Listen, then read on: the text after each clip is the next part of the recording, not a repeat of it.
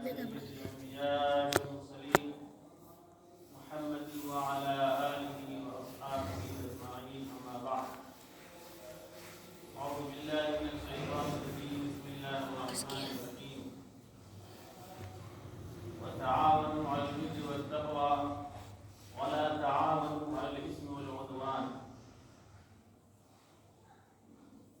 محترم سامعین کرام، ایمانی اسلامی دینی بھائیوں بزرگوں دوستوں، اللہ کا بہت بڑا کرم ہے، اس کا احسان ہے، اس کی عنایت ہے، اس کی مہربانی ہے، اس کا لطف ہے، اس کی نوازش ہے جو اس نے ہم کو آپ کو ایمان کی زندگی عطا فرمائی ہے۔ اس دنیا کے اندر ایک ایمان کی زندگی ہے اور دوسری زندگی کفر اور شرک کی زندگی ہے۔ جس کو ایمان کی زندگی مل گئی اس کی زندگی کامیاب ہو گئی اور وہ اس دنیا میں ایک انسان کی حیثیت سے، اللہ کے بندے کی حیثیت سے زندگی گزارنے والا ہے۔ اور جس کو ایمان کی زندگی نہیں ملی، بدنصیبی سے وہ کفر کی زندگی گزارتا ہے، شرک کی زندگی گزارتا ہے، وہ اس دنیا کی زندگی کو بالکل ضائع اور برباد کرنے والا ہے اور ہمیشہ کی تباہی کو اپنے لیے خریدنے والا ہے۔ قرآن کریم میں اللہ تبارک و تعالی نے سب سے زیادہ شرک سے ڈرایا ہے، لوگوں کو سب سے زیادہ کفر سے ڈرایا ہے، اور تمام نبی اور رسول کو اللہ تبارک و تعالی نے نذیر بنا کر بھیجا، شرک اور کفر سے ڈرانے والا بنا کر بھیجا، تاکہ وہ ہمیشہ کے دوزخ کی آگ سے، ہمیشہ کی آگ سے، ہمیشہ کے عذاب سے بچ سکے۔ باوجود اس کے ہر زمانے میں کفر اور شرک کا ماحول رہا ہے اور آج بھی ہے۔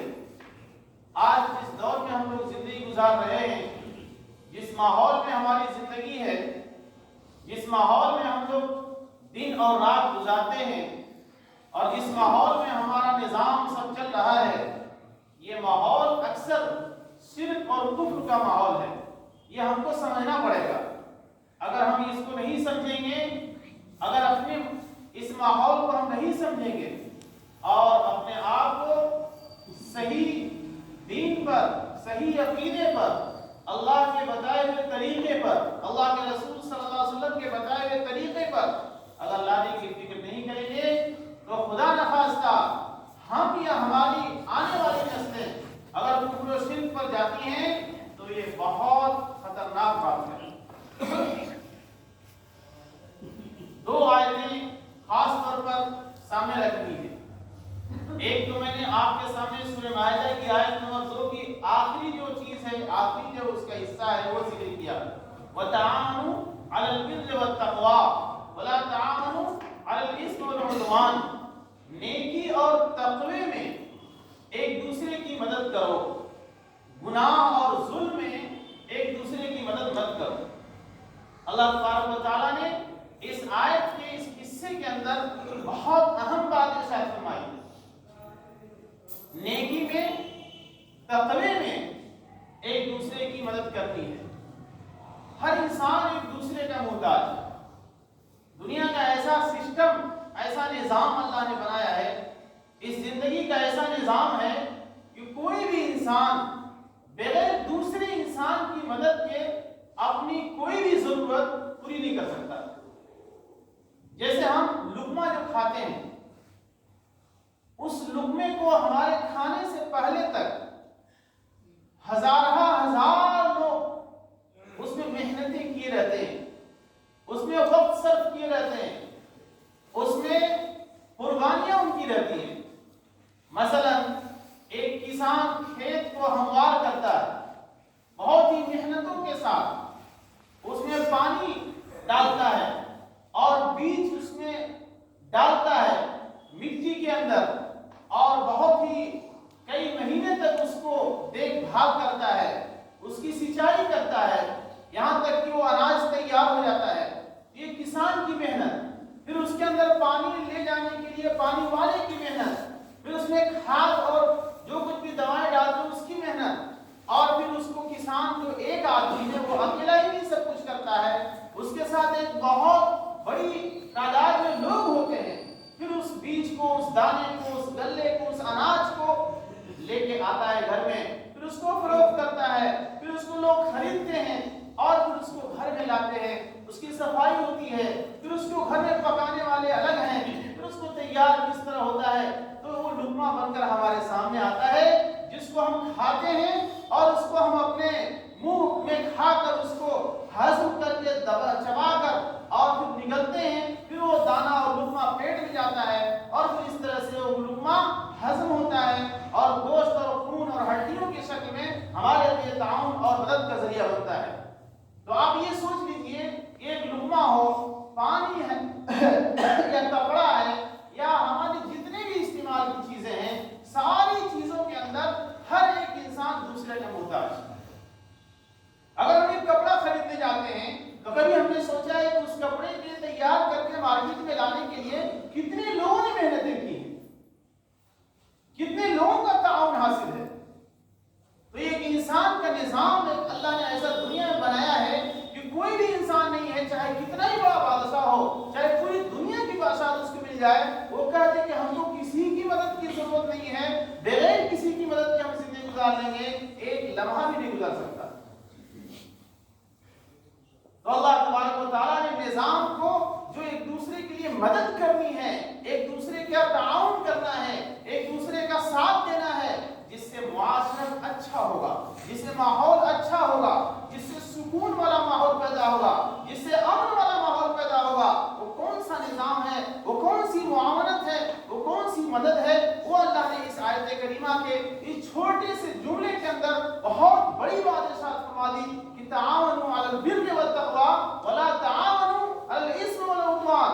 اگر نیکی پر مدد کرو گے، تقوی پر مدد کرو گے، اچھائیوں میں مدد کرو گے تو نظام اچھا ہوگا، سب کو سکون کا ماحول ملے گا۔ اگر ظلم میں مدد کرو گے تو ظلم بڑھے گا، سب کی پریشانیاں بڑھیں گی، سب پریشان ہو جائیں گے، سب بے چین ہو جائیں گے، سب سسٹم برباد ہو جائے گا، فساد مچ جائے گا۔ ظہر الفساد فی البر والبحر بما کسبت ایدی الناس کا منظر سامنے آ جائے گا، خون خرابہ ہوگا، پورا سسٹم تہس نہس ہو جائے گا، جینا دوبارہ مشکل ہو جائے گا اگر ظلم اور ظلم اور زیادتی میں ایک دوسرے کی مدد کریں گے، نیکی میں مدد کرنی ہے۔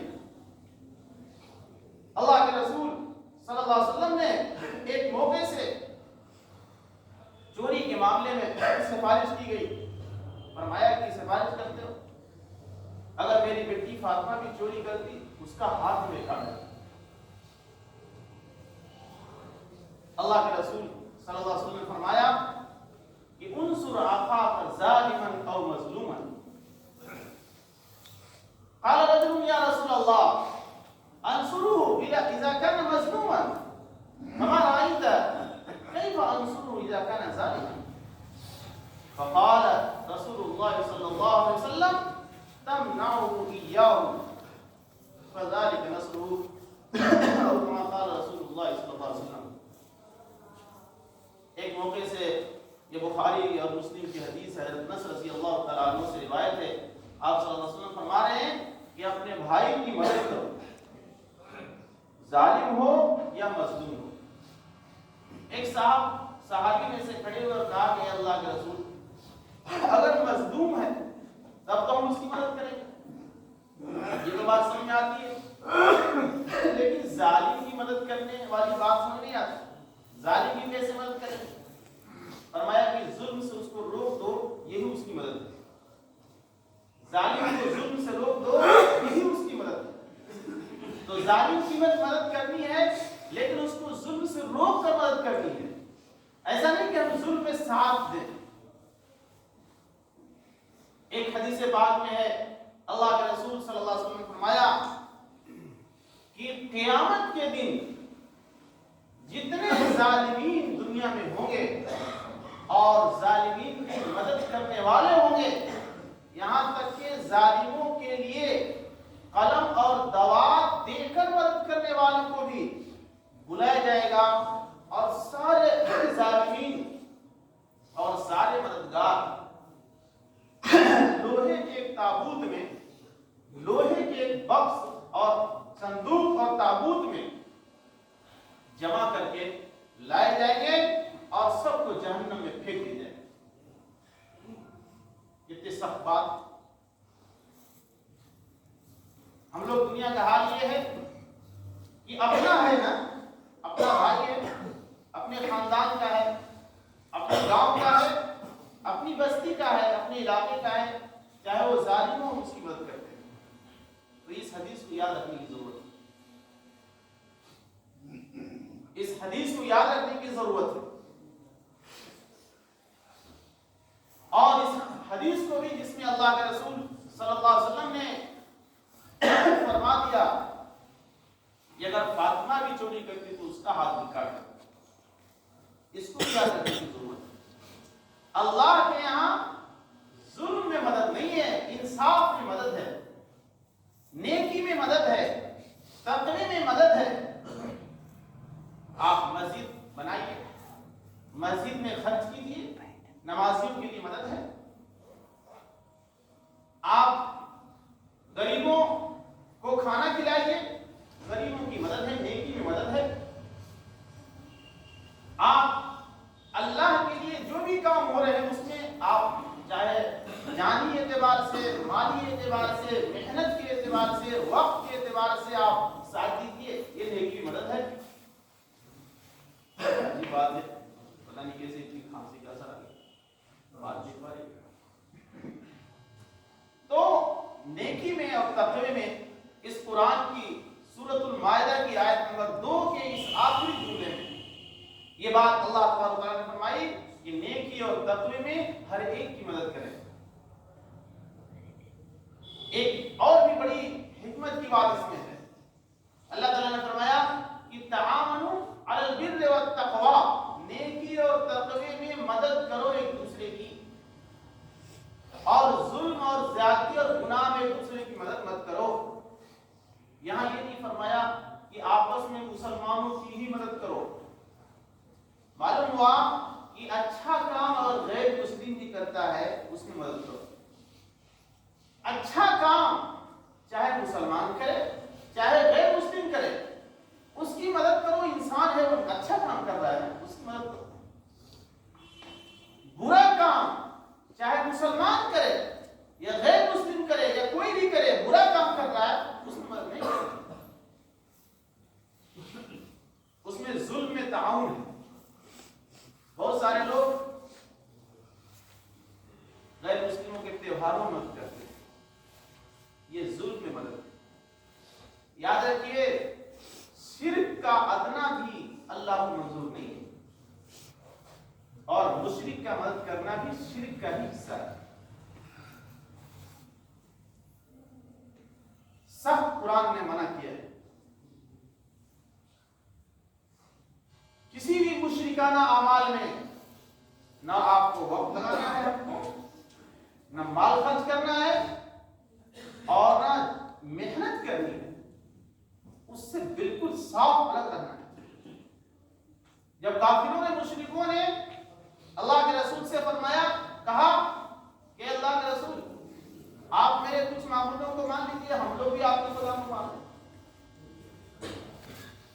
ہمارے کچھ تہواروں میں آپ شریک ہو جائیے، ہم آپ کو مان لیں گے، آپ کے خدا کو مان لیں گے۔ اللہ نے فرمان نازل کیا، قل یا ایھا الکافرون، اے نبی آپ کہہ دیجیے، صاف صاف کہہ دیجیے دو ٹوک کہ اے کافرو، تم میرے معبود کی بات نہیں کرتے ہو، میں تمہارے معبود کی بات نہیں کرتا، اور میں تمہارے معبودوں کی کبھی بات نہیں کروں گا، اور تم بھی میرے معبودوں کی بات نہیں کرو، تو تمہارا دین تمہارے لیے اور صاف سن لو کہ میرا دین میرے لیے۔ شرک میں مدد نہیں۔ بعض لوگ سننے میں خبر آتی ہے کہ بھائی کئی کروڑ روپے خرچ کرتے ہیں شرک کے راستے میں، یہ شرک میں مدد، ظلم میں مدد ہے، یہ ظالم کا ساتھی اور مشرک کا ساتھی۔ اچھا ایک اور پتے کی بات ہے، 2 منٹ باقی ہے. حضرت شیخ عبداللہ محدث دہلوی رحمۃ اللہ علیہ نے مدارج النبوہ میں یہ بات لکھی ہے کہ ایک نوجوان جو ہے، دیکھیے یہ قصہ لکھا ہے کہ مال جائز پاکیزہ مال پاکیزہ جگہ خرچ ہوتا ہے اور ناجائز مال ناجائز جگہ خرچ ہوتا ہے، اس کا اثر غلط ہے. ایک نوجوان جو ہے، ایک بزرگ جو ہر دن اللہ کے راستے میں صدقہ کرتے تھے، اس نوجوان کو فکر صدقہ کرنے کی تو بٹوئی میں تھیلے میں مال لے کر گیا، پیسہ ان کو دینے کے لیے آپ اللہ کے راستے میں خرچ کرتے، ہم کہاں خرچ کریں. انہوں نے بہت منع کیا لیکن اصرار کیا تو انہوں نے ٹھیک ہے لے لیا. انہوں نے لیا نہیں، کہا کہ میرے گھر سے نکلو، جو سب سے پہلے دکھائی دے اسی کو دے دینا. تو یہ جو ہے جب گھر سے باہر نکلا وہ نوجوان تو ایک جو ہے نہایت سی فقیر سے کسی نے پٹا پڑا، کپڑے پانے ہوئے اور ایسا لگتا تھا کہ کھانا نہیں ملا ہے، بالکل پیر گھستے ہوئے مجبور جیسا انسان آ رہا. انہوں نے دیکھا تو یہ تو بہت جو ہے حقدار معلوم ہوتا ہے، کسی کو دے دیتے ہیں. صحیح بزرگ نے کہا، انہوں نے پورا دے دیا. جا کر آرام سے گھر رہے، مطلب رات گزاری کی جو ہے ہمارا سب قبول ہو گیا. اتفاق سے بھور میں یعنی صبح ہونے سے کچھ پہلے تھوڑی اندھیرا تھا، اسی وقت ان کو جانے کی ضرورت تھی. راستے میں دیکھا کہ وہی نوجوان، وہی انسان جس کو انہوں نے پیسے دیا تھا، وہ اور اس کے چند ساتھی شراب پی کر مست ہیں اور وہ کہہ رہا ہے کہ واہ واہ، آج تو کسی نے بیوقوف نے مجھے بہت سارے پیسے دے دیے، آج کی رات میں بہت مزے کیا. یہ بات کر رہا ہے. اس آدمی کو بہت فکر ہوئی، دیکھو میرا مال تو شراب پینے والوں کو دے دیا، خرچ بہت غلط جاتا ہے. تو پھر وہ دوڑے دوڑے جہاں جا رہے تھے وہاں جانے کے بجائے بزرگ کے پاس گئے. ان بزرگ نے کہا، ان سے کہا سارا واقعہ سنا. انہوں نے کہا کہ میں کہہ رہا تھا تم میرا مال خرچ مت کرو اللہ کے راستے. انہوں نے ایک سکہ اٹھا کر، جو بھی اس زمانے کا سکہ رہا ہو، اس وقت کی یہ واقعہ ہے، ایک مختصر سا پیسہ ہوا دکھا دیا، کہا کہ یہ لے جاؤ، جو سب سے پہلے دکھے اس کو دے دینا. تو جب نکلے گھر سے تو کچھ دور آگے جانے پر ایک آدمی آ رہے تھے، تو صاف ستھرا کپڑے دیکھنے میں نہیں دکھتے تھے کہ ضرورت مند. تو انہوں نے بزرگ کہا کہ یہ تو ایسا آدمی نہیں جو پیسے دیا جا سکتا وغیرہ، لیکن انہوں نے کہا ہے کہ جو دکھے سب سے پہلے اسی کو دینا. تو ماننا ہے تو انہوں نے اسی کو دے دیا. اچھا، ان کے ہاتھ میں ایک مری ہوئی کبوتر، مردہ کبوتر لیے ہوئے جا رہے تھے. تو جب وہ پیسہ لیے تو واپس جدھر سے آ رہے تھے ادھر ہی واپس جانے لگے. ابھی آدمی سوچا کہ یار جدھر سے آ رہے ادھر ہی جا رہے ہیں، ان کے پیچھے کیا معاملہ ہے. بہت تیز سے ان کے پیچھے گئے، دیکھا کہ ادھر تھوڑا سا کھیت اس کے علاقے میں جا کر ادھر انہوں نے کبوتر رکھ کر پھر تیز جانے لگے. تو ان کو تھوڑا سا اور تیز بڑھ کر پوچھا کہ کیا بات ہے، آپ کو مجھے میں نے پیسے دیے تو آپ واپس الٹے چلے گئے اور کبوتر جو لیے ہوئے تھے وہ وہیں رکھ دیے. انہوں نے کہا کہ دیکھو ایسا ہے کہ میں ایک غریب آدمی، میرے گھر میں کئی وقت سے کھانا نہیں ہے اور بھوکے غریب بچے ہیں، کچھ بھی کھانے کے لیے نہیں تھا. میں نے بہت رزق کی تلاش کی، کہیں کچھ ملا نہیں. تو آخر کار میں نے سوچا کہ یہ مرے کبوتر کو کافی زندگی مطلب جان بن جائے گی، اس کو میں لے کر گھر جا رہا تھا. تو آپ یہ پیسے دے دیے تو ہم اس سے جہاں سے اٹھایا تھا کبوتر وہیں رکھ دیا تاکہ وہ کسی اور کی غذا بن سکتا ہے کہ جانور ہو گئے، اور میں جا رہا ہوں اس سے فرار کرے. تو انہوں نے یہ سبق لیا کہ دیکھیے جائز حلال جو پیسہ رہتا ہے وہ کس طرح سے حلال جگہ پر خرچ، اور حرام پیسہ حرام جگہ پر. تو جو ظلم کی جو مدد کرتے ہیں پیسے دے کر، اب اللہ جانے ورنہ معلوم ہوتا ہے کہ وہ صحیح پیسہ ہے. اس لیے طیب پیسہ اللہ طیب جگہ قبول کرتا ہے. تو اور بھی بہت سارے باتیں رہ جاتی ہیں. اللہ تعالیٰ ہم سب کو جو ہے ایمان کے ساتھ، ایمان کے لیے، اللہ کے لیے زندگی گزارنے کی توفیق عطا فرمائے اور ظلم اور شرک سے ہماری حفاظت فرمائے.